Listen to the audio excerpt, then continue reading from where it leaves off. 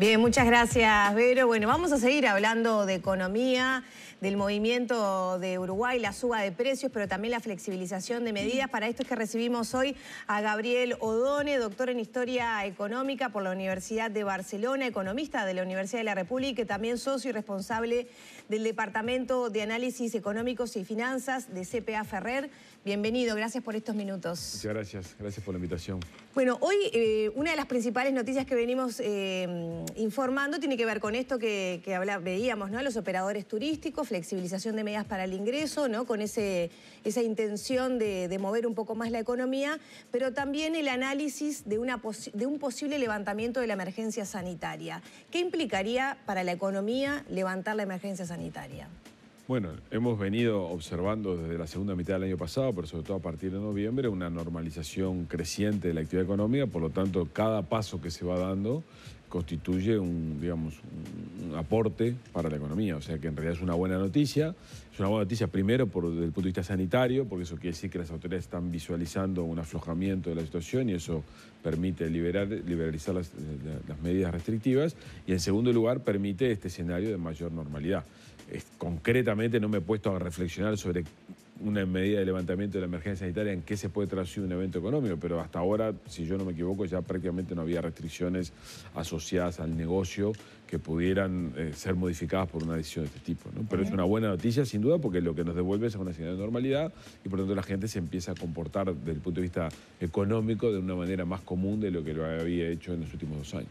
¿Cómo fue, ya como en esa línea de la flexibilización de las medidas, el impacto del turismo durante esta temporada en la economía uruguaya? ¿Qué balance hacen ustedes? Bueno, todavía no están las cifras para poder hacer una evaluación de la temporada turística. Claramente es una temporada turística mejor que la que vimos el año pasado, que era con fronteras totalmente cerradas, pero estuvo lejos de ser una temporada turística aceptable, digamos. Seguramente cuando conozcamos los números habremos visto que el gasto fue en el orden del 20-25% menor al que tuvimos en la temporada turística prepandemia y eso es un componente relevante, sobre todo para algunos meses del año, algunas semanas de la temporada y para algunos lugares, aquellos lugares más frecuentados por no uruguayos, digamos, donde se depende más de la visita de no residentes. Seguramente esto en las semanas posteriores a la segunda quincena de enero se sintió con más fuerza. Odone, venimos hablando también del crecimiento de la economía. La ministra recibió un premio internacional la semana pasada, pero también la semana pasada subió nuevamente los combustibles. Hoy sube el boleto en Montevideo. La inflación es una preocupación para el gobierno. Se está trabajando, ¿no?, en acuerdos de precios en diferentes rubros. ¿Cómo se puede hablar de crecimiento de la economía cuando se ha perdido poder de compra por parte de los asalariados? Bueno, a ver, en primer lugar, este va a ser un buen año, al igual que lo fue el 2021, desde el punto de vista económico, para la economía uruguaya en promedio. Eso no quiere decir que la suerte de cada uno esté atada a ese promedio.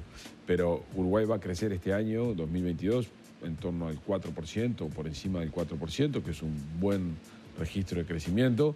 El empleo ya alcanzó los niveles que tenía antes del inicio de la pandemia, a pesar de lo cual todavía persiste un alto nivel de personas que tenían empleo antes de que la pandemia iniciara, que no lo tienen hoy, y seguramente la distribución, digamos, de las personas ocupadas no es la misma que teníamos prepandemia. O sea, seguramente hoy lo que tenemos es personas con alto nivel de preparación y con alto nivel de calificación que están sobredemandadas y hay restricciones, y en los bajos niveles de calificación seguramente estemos encontrando todavía ciertas dificultades.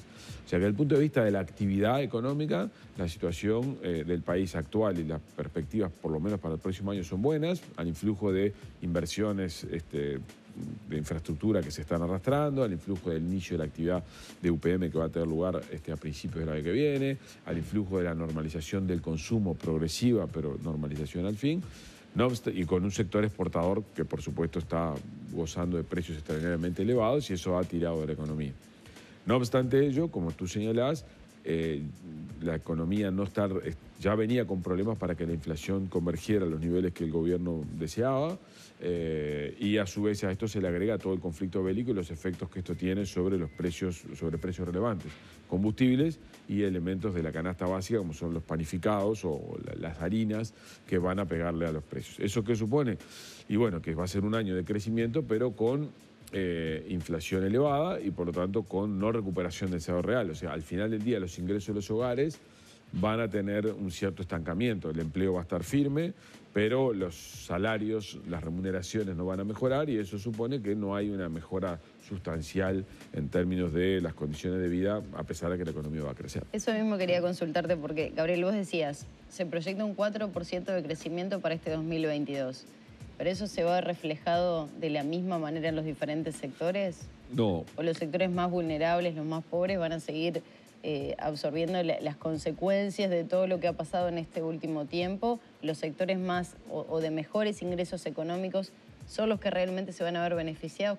¿Cómo va a ser esa realidad? A ver, es habitual que cuando se produce un evento grave y agudo como el de la crisis sanitaria que provoca deterioros en los niveles de vida muy grandes, cuando hay un rebote posterior, las oportunidades que aparecen sean siempre asimétricamente aprovechadas, o sea, mejor aprovechadas por las personas de mejores niveles de ingresos, que son generalmente las que tienen niveles de calificación más adaptables a esa realidad, que las personas más vulnerables. O sea que efectivamente uno de los capítulos que al gobierno le quedan para trabajar mucho a lo largo de este año es cómo conciliar una economía que va a crecer con una situación fiscal que no es mala, pero que no está exenta de dificultades, con proteger a aquella población que quedó muy expuesta durante el escenario sanitario y que si bien hoy está en una situación mejor, va a seguir teniendo dificultades para enfrentar, sobre todo un escenario de alta inflación, donde la canasta de consumo básica va a ser afectada por esto que decía. ¿Y ahí hay margen para poder aplicar, por ejemplo, el descuento del IVA de las carnes, a los panificados para otro tipo de productos? ¿Cómo se visualiza eso? Bueno, ahí depende cuál es el camino que se quiera elegir. Si el objetivo es proteger a población vulnerable, que es la que yo quiero de alguna manera evitar que sufra consecuencias de este escenario de precios elevados, tal vez es mejor ir por el lado de justamente dirigirnos a esa población vulnerable, ¿no? Entonces Uruguay tiene desarrollados instrumentos como son las asignaciones familiares o la tarjeta Uruguay Social y uno puede lograr, por ejemplo, destinar más recursos o más transferencias a esa población para que precisamente suministrar los ingresos que el mercado no les da para poder acceder a su consumo básico. El otro camino es un camino más general, que es más para el promedio de la población, donde uno puede terminar beneficiando gente que es vulnerable y gente que no lo es, que es básicamente tratando de evitar que los precios suban. Porque hoy estamos recibiendo un choque de precios producto de los combustibles y los productos panificados, y entonces las medidas que el gobierno está tomando es intentar, por ejemplo, hacer una renuncia fiscal o rebajar impuestos o eventualmente promover una coordinación de precios. Ese tipo de medidas, además de estar dirigidas a proteger población, también están dirigidas a evitar que un escalón en los precios que se produce por una sola vez se te meta en el sistema de precios y se propague hacia adelante. En Uruguay, por ejemplo, los contratos, los salarios, las paramétricas que ajustan combustibles o que ajustan precios de transporte, tienen metido el IPC adentro como una variable que es tomada en cuenta. Si a vos se te produce un escalón en esa variable, se te mete dentro de la inflación y la propagás hacia adelante y el efecto no lo terminás de tener más. Esa es una de las razones por las cuales este tipo de medidas así transitorias y muy rígidas que se toman en estos días o que se discuten tomar en estos días están dirigidas más que a proteger población, me parece a mí, a evitar que la inflación ingrese en una trayectoria ascendente. Hoy la inflación está ubicada en torno al 9%, a nuestra perspectiva no va a bajar del 8% este año, y el año que viene va a estar todavía en 7%. Es una inflación que va a estar lejos de las metas que el Banco Central tiene establecidas. Y estas medidas son por 30 días, además. ¿Es suficiente ese tiempo como para generar un efecto? Bueno, este tipo de medidas de intervenciones específicas, su eficacia es muy discutible y tienen una eficacia más psicológica que otra cosa. Entre otras cosas porque es muy común, uno establece un conjunto de productos sobre los que establece rebajas, que están bien dirigidos o bien elegidos para que no impacten el IPC, pero lo que es habitual es que en los otros productos que no están en esos productos elegidos se produzcan alzas. O, por ejemplo, se decide que una variedad determinada, la pasta de dientes en el formato tal, esa la rebajo, pero las otras 10 que no están determinadas así, las subo. Entonces, Este tipo de medidas no son medidas razonablemente que se puedan mantener en el tiempo para atacar la inflación. Se usan en periodos muy cortos, se evalúan muy rápido para, en todo caso, ver qué puede haberse evitado y después se busca una medida más de largo aliento, porque ahora lo que tenemos esencialmente es una emergencia producto de este choque de precios que estamos teniendo. ¿Qué influencia tienen o incidencia en contener la inflación? ¿Son realmente efectivas? Se hablaba de que no tienen demasiada incidencia y sí tendría, por ejemplo, controlar o reducir tarifas públicas. Este tipo de medidas como las renuncias fiscales o los acuerdos de precios tienen un objetivo que es evitar que ese efecto sobre el nivel de precios sea significativo. Sobre la inflación, que es el crecimiento generalizado de precios a periodos más largos, tienen efectos nulos, digamos. O sea que en realidad es más que nada, es como que una medida que uno toma para que ante un evento grave y agudo que está teniendo lugar, no se propaga hacia adelante. Es como cuando en un incendio uno lo que simplemente hace es tratar de evitar que el oxígeno incremente o se riega digamos, un cortafuego, digamos. Un cortafuego, exactamente, para evitar que eso se propague. Esa es la expresión correcta, es un cortafuego. No es una medida que está dirigida estrictamente a apagar el incendio, digamos. Sí, ¿sería más adecuado entonces intervenir, por ejemplo, en las tarifas públicas? El otro día aquí con una integrante del Instituto Cuesta Duarte apuntaba un poco más a eso, ¿no? Por ejemplo, a sectores más vulnerables, ¿no?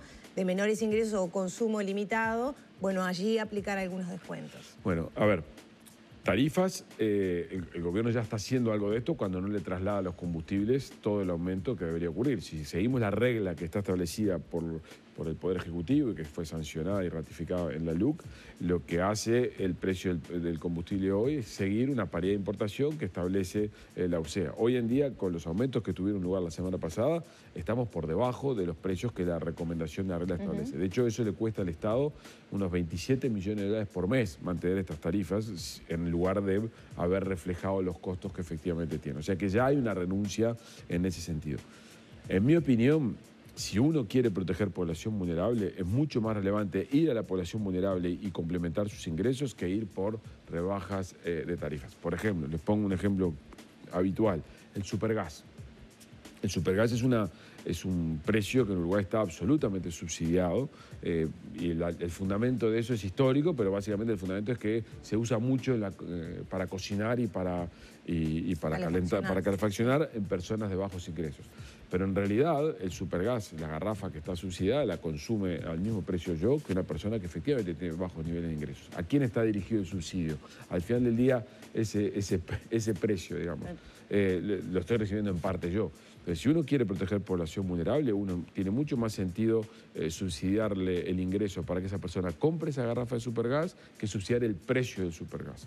Porque entonces al final del día uno está destinando recursos públicos que no sabe a quién están beneficiando. O dicho en otras palabras, en mi opinión, tiene sentido que el precio del gasoil no refleje finalmente lo que está pasando con los precios de los combustibles, porque al final del día el gasoil se usa para producir. Pero la nafta super, que es una nafta que consumimos esencialmente personas que tenemos un vehículo particular. ¿Cuánto dinero público es necesario destinar a subsidiar eso? Hay otras prioridades que subsidiar el consumo de nafta super que usan vehículos de transporte individual, si uno quiere tener un enfoque social de esto. Si uno lo que quiere es decir, bueno, yo lo que quiero evitar es que se me traslade rápidamente a todos los precios el impacto de los combustibles, capaz que lo hago. Pero si es por temas sociales, siempre es mejor ir por el ingreso que ir por el precio del producto. Gabriel, ya lo hemos estado manejando, pero ¿qué pasa con el poder adquisitivo? ¿Cuándo podríamos empezar a decir, bueno, ahora el sueldo me rinde de otra manera? ¿Cuáles son las proyecciones más allá que se estimaba antes de la guerra, ¿no? Y antes de la suba considerable de los combustibles podía ser a fines de este año? ¿Ahora cuándo se podría empezar a normalizar? En nuestras estimaciones, el salario real este año va a permanecer estable. No va a caer, pero tampoco va a aumentar. O sea que va a ser una variación cero. El problema es que el salario real está 4% por debajo, 4 puntos por debajo de lo que estaba al final al inicio de la pandemia. Que esto repercute además en las jubilaciones, las pensiones. Por supuesto. Estaba previsto que este año 2022 se iniciara la fase de recuperación del salario real y acumulara al final de la ronda esta que termina en 2023 mediados del 2023, un 1,2, un 1,5 de recuperación salarial de esos 4 puntos perdidos. No, o sea que seguiríamos estando por debajo. En nuestra opinión, vamos a estar en promedio, vamos a estar más de 2 puntos por debajo. Cuando termine esta ronda, cuando termine la vigencia de esta ronda, que va a ser final de junio del 2023, vamos a estar aproximadamente 2,5, 3 puntos por debajo. En promedio, es cierto que hay convenios o hay sectores que tienen convenios que prevén cláusulas de corrección que van a evitar que esto sea tan grande. Algunas se disparan en diciembre, otras se disparan más en la parte final de la vigencia del convenio, que algunos sectores van a quedar protegidos, pero el promedio no va a ser así. Usted, antes de comenzar la charla, mencionábamos el tema del empleo, ¿no? ¿Dónde van a estar las claves este año para la población uruguaya? En mantener el empleo, pero con esa pérdida salarial que hablábamos, en generar más empleo por parte, bueno, del gobierno, diferentes políticas que se apliquen, en el control de precios. ¿Dónde va a estar, digamos, el foco? La impresión que uno tiene es que los problemas del mercado laboral, en líneas generales, han quedado atrás en el sentido de que el empleo se recuperó, y que en todo caso lo que queda ahora es cómo recuperar los empleos que se habían perdido antes del inicio de la pandemia. Pero en un escenario de crecimiento como el que vamos a tener, no parece ser el fenómeno de desempleo la variable más relevante. Es verdad que esto es en promedio para la economía, no es simétrico para los sectores. Aquellos sectores altamente expuestos a la región, y ahí me refiero al comercio, al retail, que está expuesto al precio diferencial que tiene con Argentina o con Brasil, ahí todavía va a haber problemas de empleo. Pero en promedio eso no va a ser así. Por eso yo creo que este año la discusión central va a estar en torno a los precios, como en casi todo lugar del mundo, y en particular en relación a los ingresos y en particular en relación al salario. O sea, este va a ser un año que uno debería encontrar donde el debate va a estar girando en torno a los precios y a los salarios como el tema central, así como lo fue el empleo y el cierre de actividades durante la pandemia que tuvo lugar. ¿Y la inversión pública allí qué rol juega? Bueno, dentro del empleo, los precios, porque también el hecho de generar inversión pública son más puestos de trabajo que terminan, ¿no?, incidiendo en lo que es la economía, se compra más, se va más al supermercado. Bueno, la inversión pública juega un papel muy relevante, como tú decís, para dinamizar la actividad económica y el empleo. Digamos, hoy estamos asistiendo a una inercia de inversión en infraestructura que deriva de programas y proyectos concebidos antes que esta administración iniciara, y algunos de los cuales fueron mantenidos y fortalecidos en esta administración, y por lo tanto tenemos probablemente este año un buen nivel de ejecución de obra. El problema que vamos a tener es hacia el año que viene. Para repasar, UPM, de las rutas. Todo lo que circunda las obras de UPM, que tiene que ver con el ferrocarril, las rutas, eso va a estar fuertemente impulsado. Este año es un año de fuerte inversión, producto de esa inercia que estaba siendo ejecutada. Hay algunas cosas en educación, construcción de infraestructura y demás. Está asociado esencialmente a las PPPs.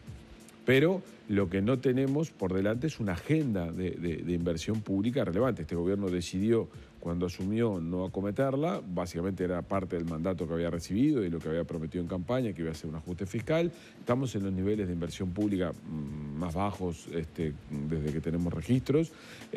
Probablemente eso va a aumentar, porque es muy difícil que se mantenga este nivel de inversión pública tan bajo en los próximos 2 o 3 años. Además nos acercamos al periodo electoral, donde la inversión suele aumentar, pero tampoco va a crecer de manera significativa.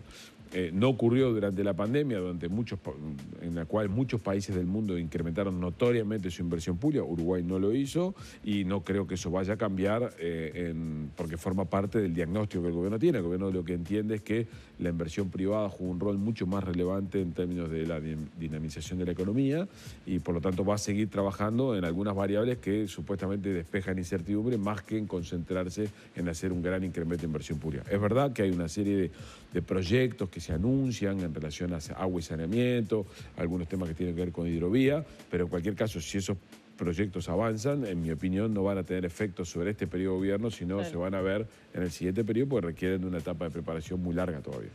El gobierno se embretó con las promesas de, bueno, bajar el combustible, no subir tarifas, bajar impuestos, que el presidente lo mencionó días anteriores para el año que viene, tocando un poco el gas, etcétera. Bueno, en general, los economistas, cuando escuchamos a un gobernante o a un político hacer promesas sobre variables que enteramente no controla, creemos que es embretarse innecesariamente. En materia impositiva, antes de la campaña electoral, muchos de nosotros creíamos que Uruguay precisaba un ajuste fiscal que iba a requerir aumentos de impuestos. Hasta ahora eso no ocurrió y el resultado fiscal mejoró. Probablemente no todo lo que era necesario, pero sí lo suficiente como para volar dentro del radar de países que deterioran su situación fiscal. En materia tarifaria, los cambios que fueron instrumentados para los combustibles a partir de la implementación de la regla esta del PPI, creo que van en la buena dirección, pero me da la impresión que es una regla demasiado rígida y esta demostración de lo que ha ocurrido en estos días es un ejemplo de ello.